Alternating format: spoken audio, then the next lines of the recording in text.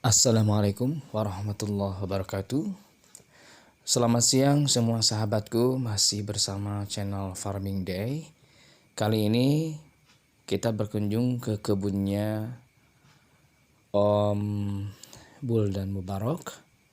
Beliau sedang merawat melon-melonnya yang super sekali. Usia baru 35 hari, tapi seperti yang Anda lihat, melonnya begitu bagus, pertumbuhannya normal, dan buah-buahnya sudah mulai terlihat menggantung.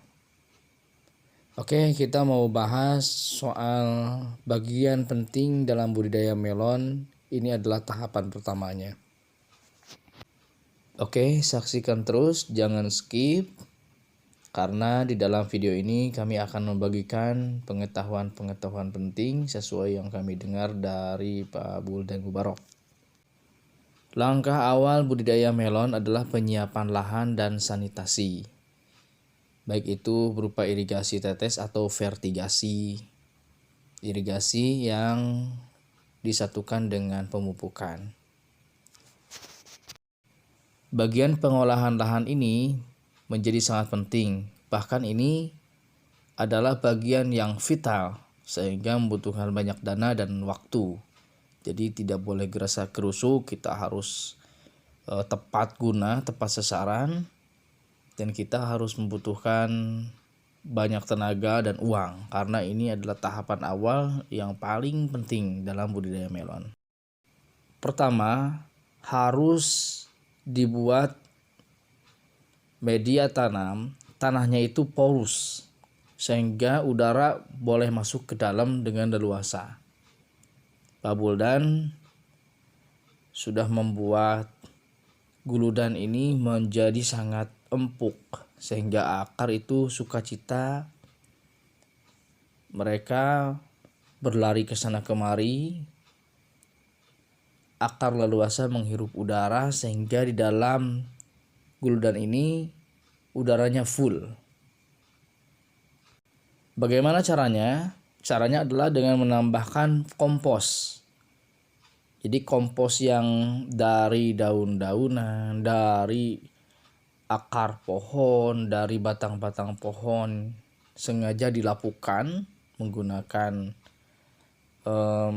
pelapuk dekomposter. Dan itu setelah sekitaran 1 bulan baru diaduk dengan dolomit, kemudian arang sekam, kemudian sedikit pupuk kandang. Oke, kalau ada pertanyaan kenapa pupuk kandangnya sedikit? Karena pupuk kandang ini kalau terlalu banyak ya kita nggak bisa mengendalikan laju percepatan jamur dan penyakit di dalam pupuk kandang ini. Kemudian pupuk kandang kebanyakan, apalagi yang dari kambing, di kampung kami, karena mereka kambing itu makan rumput yang masih hijau, maka otomatis kebanyakan unsurnya adalah nitrogen. Jadi kalau kebanyakan nitrogen di dalam tanah, dari pupuk kandang itu, tanah kami akan cepat asam. Kemudian dolomit lebih banyak ditambahkan lagi. Terbukti dengan penambahan dolomit lebih banyak bisa mempertahankan tanah menjadi sangat ideal dan tidak cepat asam. Kemudian kita juga menambahkan setelah itu asam humat. Nah ini jarang ditambahkan karena harganya cukup mahal dan kalau membuat pun terlalu panjang prosesnya. Jadi kita membeli asam humat, aplikasinya dengan cara dikocor ya, dikocor. Ini bagian pengolahan lahan belum beres. Kemudian lahan ini ditutup dengan mulsa. Ya, tanahnya setelah dibikin guludan ditutup dengan mulsa. Gunanya untuk apa? Untuk mempertahankan supaya tanah tidak mengalami pencucian oleh air hujan dan juga untuk mempertahankan gulma tidak tumbuh. Nah, selain itu banyak sekali manfaat dari pemasangan mulsa ini. Sahabat semua, ada lagi yang satu terlewat ya. kita harus memberikan pupuk dasar yang cukup ya untuk penanaman melon.